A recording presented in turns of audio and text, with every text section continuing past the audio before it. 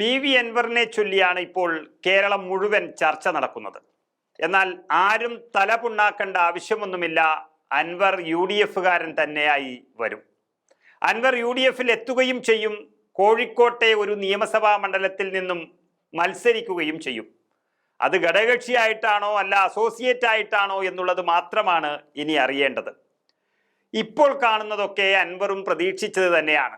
അല്ലെങ്കിൽ ഈ രാഹുൽ ഗാന്ധിയുടെ DNA-യിൽ വരെ സംശയം പ്രകടിപ്പിച്ച ഒരാളെ, KC വേണുഗോപാൽ കോൺഗ്രസിന്റെ കാലൻ എന്ന് വിശേഷിപ്പിച്ച ഒരാളെ, അതും കഴിഞ്ഞ് UDF സ്ഥാനാർത്ഥിയായ ആര്യാടൻ ഷൗക്കത്ത് കൊള്ളാത്തവനാണെന്ന് പറഞ്ഞ ഒരാളെ ഇങ്ങനെ പെട്ടെന്ന് പച്ചപ്പരവതാനി വിരിച്ച് അകത്ത് കയറ്റിയിരുത്താൻ കോൺഗ്രസ് താല്പര്യം കാണിച്ചാൽ പാർട്ടിയുടെ ക്രെഡിബിലിറ്റിയെ തന്നെ അത് മോശമാക്കും. അതുകൊണ്ട് അൻവറിനെ ഇങ്ങനെയൊക്കെയേ കോൺഗ്രസ് കയറ്റിയിരുത്തുകയുള്ളൂ. അതൊരു പക്ഷേ അൻവർ തൃണമൂൽ സ്ഥാനാർത്ഥിയായി പ്രഖ്യാപനം നടത്തി നാമനിർദ്ദേശ പത്രിക കൊടുത്തതിന് ശേഷമായാലും അത്ഭുതപ്പെടാനില്ല. അൻവർ UDF-ൽ എത്തിയിരിക്കും. അൻവറിന് വേറെ വഴിയൊന്നുമില്ല. PV അൻവറിന് പഴയ പിന്തുണയും ശക്തിയൊന്നും ഇന്ന് കേരള രാഷ്ട്രീയത്തിൽ ഇല്ല. അതെല്ലാം നഷ്ടപ്പെട്ടുകൊണ്ടിരിക്കുന്നു. എന്തെങ്കിലും പിന്തുണ ബാക്കിയുണ്ടെങ്കിൽ അത് ധീരമായ ചില നിലപാടുകൾ എടുത്തിരുന്നു എന്നുള്ളതിൻ്റെ പേരിലാണ്. പിണറായി വിജയൻ എന്ന കേരളം കണ്ട ഏറ്റവും വലിയ അഴിമതി മുഖ്യമന്ത്രിയെ പ്രതിപക്ഷത്തിന് പോലും കഴിയാത്ത രീതിയിൽ തുറന്നു കാട്ടാനും തകർത്തെറിയാനും കഴിഞ്ഞൊരു നേതാവ് എന്നുള്ള നിലയിൽ മാത്രമാണ് അൻവറിന്റെ ചങ്കൂറ്റം കേരളം ഇഷ്ടപ്പെടുന്നത്. അതുകൊണ്ട് തന്നെ ആ പിന്തുണ നിലനിൽക്കണമെങ്കിൽ പിണറായി വിജയനെ എല്ലാ മേഖലയിലും തോൽപ്പിച്ചുകൊണ്ടേയിരിക്കണം. പിണറായി വിജയന്റെ ശത്രുവായി തന്നെ വളരുന്നതാണ് അൻവറിന്റെ ശക്തി എന്ന് പറയുന്നത്. അതുകൊണ്ട് ഒറ്റയ്ക്ക് മത്സരിച്ച് ആത്മഹത്യ ചെയ്യാൻ PV അൻവർ അത്ര വിഡ്ഢിയൊന്നുമല്ല. മാത്രമല്ല CPM പിന്തുണ തരാമെന്ന് പറഞ്ഞാലും സ്വീകരിക്കാൻ അൻവറിന് കഴിയില്ല. പിന്നെങ്ങനെ മുന്നോട്ട് പോകും എന്നൊരു ചോദ്യത്തിന് ഒറ്റ ഉത്തരമേ ഉള്ളൂ: UDF-നൊപ്പം മാത്രം. അതിന് തന്നെയാണ് അൻവറും കാത്തു നിൽക്കുന്നത്. ഇപ്പോൾ നിലമ്പൂർ തെരഞ്ഞെടുപ്പുമായി ബന്ധപ്പെട്ട് കാണുന്ന രാഷ്ട്രീയം താൽക്കാലികം മാത്രമാണ്. അൻവറിനെ കുറച്ച് കളിപ്പിക്കാം എന്ന് കോൺഗ്രസ് തീരുമാനത്തിനൊപ്പം തന്നെ വലിയൊരു വിഭാഗം കോൺഗ്രസ് നേതാക്കൾക്ക് ഒരവസരം കൂടി ഇവിടെ വീണ് കിട്ടിയിട്ടുണ്ട്.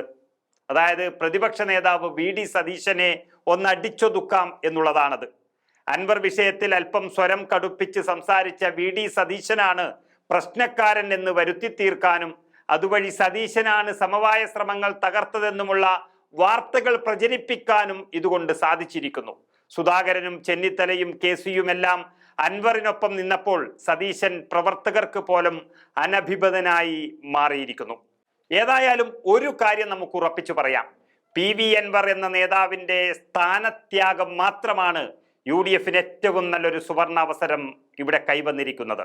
പിണറായി വിജയനെ താഴെ ഇറക്കാനുള്ളൊരു സുവർണ അവസരമായി നിലമ്പൂർ ഉപതെരഞ്ഞെടുപ്പിനെ കരുതുന്ന UDF-ഉം കോൺഗ്രസും എന്നും PV അൻവർ എന്ന നേതാവിനോട് കടപ്പെട്ടായിരിക്കും ഇരിക്കുക. അതുകൊണ്ട് തന്നെ അൻവർ UDF-ലെത്തും.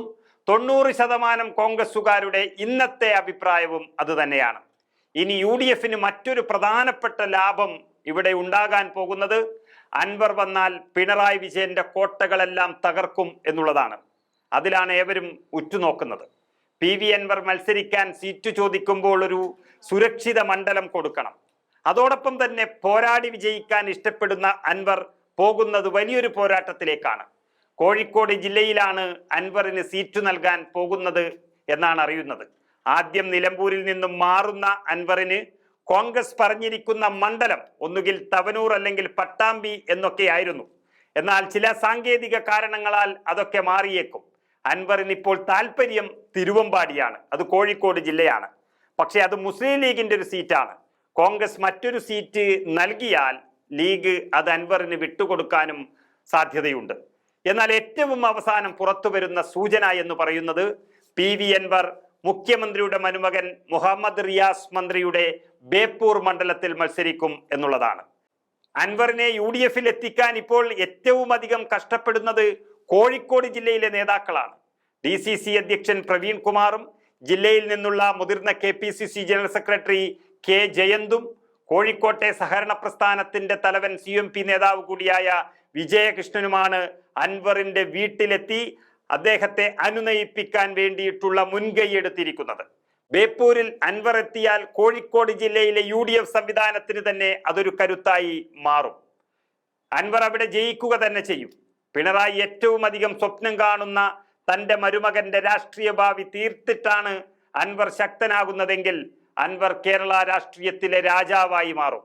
UDF അധികാരത്തിലെത്തിയാൽ മന്ത്രിയാക്കും ഒരുപക്ഷെ. ഇന്ന് ബേപ്പൂരിൽ മത്സരിക്കുന്ന PM നിയാസിനെ പോലെയുള്ള കോൺഗ്രസ് നേതാക്കളുടെ കഴിവുകേട് കൊണ്ടു മാത്രം തോൽക്കുന്നതാണ് ബേപ്പൂരിലെ കോൺഗ്രസിന്റെ സീറ്റ്. അതായത് 90,000-ഓളം മുസ്ലിം വോട്ടർമാർ, 40% മുസ്ലിം വോട്ടർമാർ, അവരും കോൺഗ്രസ് വോട്ടുകളും ഒന്നിച്ചാൽ അൻവർ പാട്ടും പാടി ജയിക്കും ബേപ്പൂരിൽ എന്നുള്ളതാണ് കണക്കുകൂട്ടൽ. മാത്രമല്ല, കോഴിക്കോട്ടെ CPM ഏറ്റവും അധികം വെറുക്കപ്പെടുന്ന രാഷ്ട്രീയ നേതാവായി റിയാസ് മന്ത്രി മാറിയിട്ടുണ്ട് എന്നാണ് അടുത്ത കാലത്ത് തെളിയുന്നത്. ആ നീരസം തീർക്കാനാണ് കോഴിക്കോടിന്റെ സാധാരണക്കാരുടെ CPM നേതാവ് പ്രദീപ് കുമാറിനെ മുഖ്യമന്ത്രിയുടെ സെക്രട്ടറിയാക്കി മാറ്റിയത്. റിയാസിന്റെ അപ്രമാദിത്യം തകർക്കാൻ CPM പ്രവർത്തകർ പോലും കാത്തിരിക്കുമ്പോൾ അൻവറിനൊരു സുവർണാവസരമാണ് ബേപ്പൂരിലെ സ്ഥാനാർത്ഥിത്വം എന്ന് പറയേണ്ടി വരും. റോഡുകൾ തകരുന്ന ഈ കാലത്ത് റിയാസ് മന്ത്രിയെ തോൽപ്പിക്കാൻ മറ്റു വഴികൾ തേടേണ്ടതില്ല. അദ്ദേഹമാണ് ഇതിന്റെ പൊതുമരാമത്ത് മന്ത്രി. അങ്ങനെ മുഖ്യമന്ത്രിയെ തകർക്കുക എന്നത് മാത്രം ലക്ഷ്യം വെക്കുന്ന ഒരാൾക്ക് മുഖ്യന്റെ മരുമകനെ തോൽപ്പിച്ചു വിടുക എന്നുള്ളതിനപ്പുറം എന്ത് സന്തോഷമാണ് വേണ്ടത്? അതിന് കോഴിക്കോട്ടെ കോൺഗ്രസിന്റെ അകമഴിഞ്ഞ പിന്തുണ ഇപ്പോഴേ ഉണ്ട് എന്നുള്ളതാണ് ഏറ്റവും വലിയ പ്രത്യേകത. മാത്രമല്ല, മമതാ ബാനർജി അടക്കമുള്ള തൃണമൂൽ കോൺഗ്രസിന്റെ പട തന്നെ കോഴിക്കോട്ടേക്ക് എത്തുന്നതോടെ ബേപ്പൂരിനെ ഇളക്കിമറിക്കാൻ കഴിയുമെന്നും ഉറപ്പാണ്. ഏതായാലും കൂടുതൽ വിശദീകരണത്തിന് പോകുന്നതിനേക്കാളും ചുരുക്കി പറയാം, അൻവർ UDF-ൽ എത്തുകയും ചെയ്യും, നിലമ്പൂരിൽ UDF-നെ വിജയിപ്പിക്കുകയും ചെയ്യും. അതോടെയാണ് പിണറായി വിജയന്റെ ഓരോ നീക്കവും തകർക്കാൻ അൻവർ പിന്നീട് ആരംഭിക്കാൻ പോകുന്നത്. അതിൽ പ്രധാനപ്പെട്ട ഒന്നാണ് ബേപ്പൂരിലെ സ്ഥാനാർത്ഥിത്വവും മന്ത്രി റിയാസിന്റെ പാർലമെന്ററി രാഷ്ട്രീയം അവസാനിപ്പിക്കലും.